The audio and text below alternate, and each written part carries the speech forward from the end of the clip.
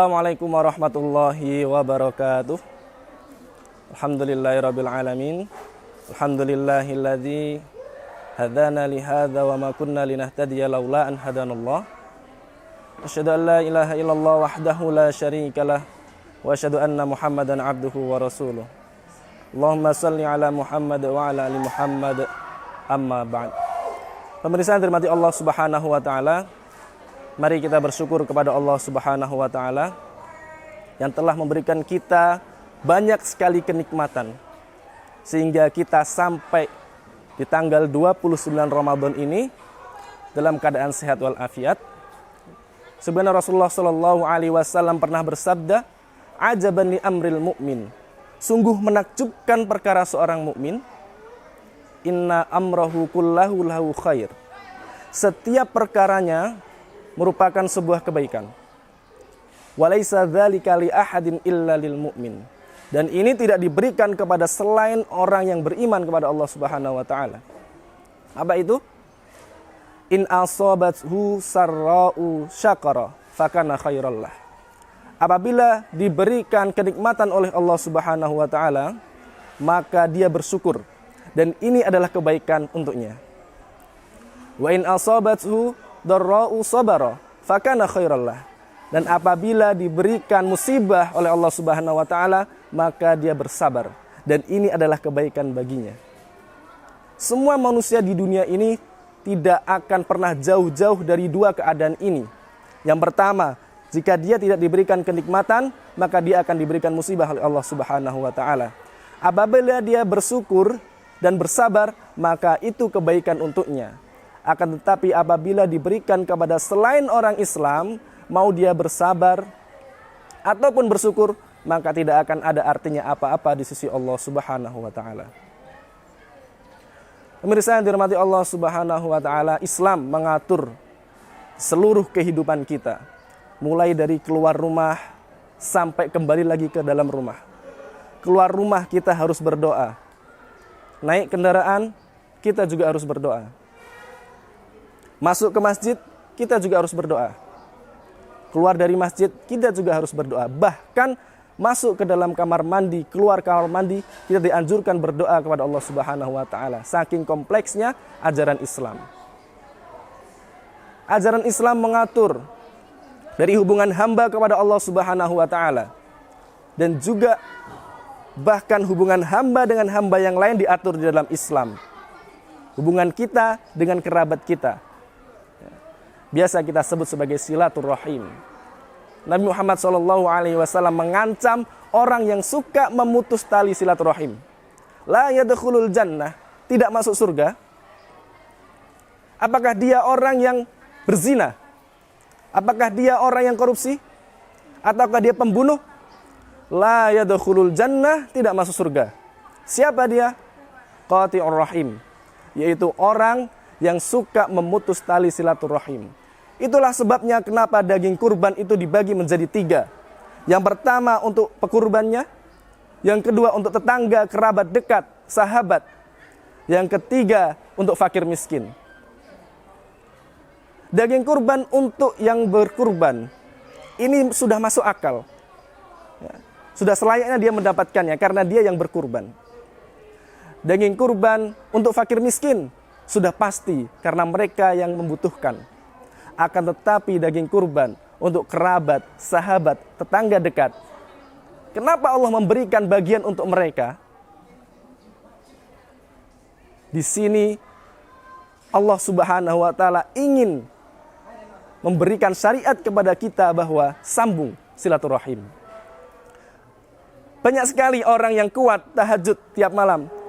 Banyak sekali orang yang kuat dari pagi sampai dengan sore hari menahan lapar dan dahaga.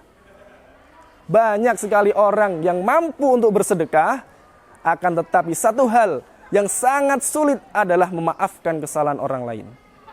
Bahkan salah satu ciri orang yang bertakwa disebutkan dalam Al-Quran, wal kadhiminal ghaidha wal 'afina 'anin nas, yaitu menahan amarah dan memaafkan orang lain.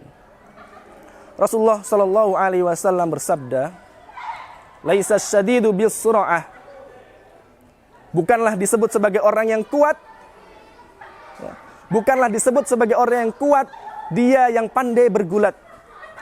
Dia yang menang ketika panco. Dia yang menang ketika sparring. Adu kuat. Innamas syadidul ladzi yamlaku nafsahu 'indal ghadab. Akan tetapi yang disebut sebagai orang yang kuat adalah dia yang mampu menahan hawa nafsunya ketika dalam keadaan marah. Ada sebuah kisah bahwa salah seorang sahabat datang kepada Rasulullah sallallahu alaihi wasallam. Ya Rasulullah, saya ini selalu menyambung tali silaturahim. Tetapi kerabat saya, keluarga saya itu memutusnya. Lalu seorang sahabat tadi mengatakan, kemudian saya menyambung lagi silaturahim dan mereka memutusnya kembali. Saya selalu berbuat baik kepada mereka dan mereka selalu berbuat buruk kepada saya. Saya selalu berbuat baik kepada mereka, mereka acuh terhadap saya. Rasulullah Shallallahu Alaihi Wasallam mengatakan bahwa jika keadaannya seperti itu, maka engkau bagaikan memberikan bara api terhadap mereka dan engkau akan diiringi oleh Allah Subhanahu Wa Taala ketika selalu menyambung silaturahim. Pemirsa yang dirahmati Allah Subhanahu Wa Taala, memutus tali silaturahim balasannya adalah neraka Allah Subhanahu Wa Taala. Sedangkan sebaliknya, menyambung tali silaturahim balasannya adalah surga Allah Subhanahu Wa Taala yang telah disiapkan bagi orang yang soleh. Kata Allah dalam hadis qudsi, a'dattu li ibadiyas shalihin. Aku telah sediakan surga bagi orang-orang yang soleh. Mala ainun ra'at, yaitu kenikmatan yang tidak pernah terlihat oleh mata.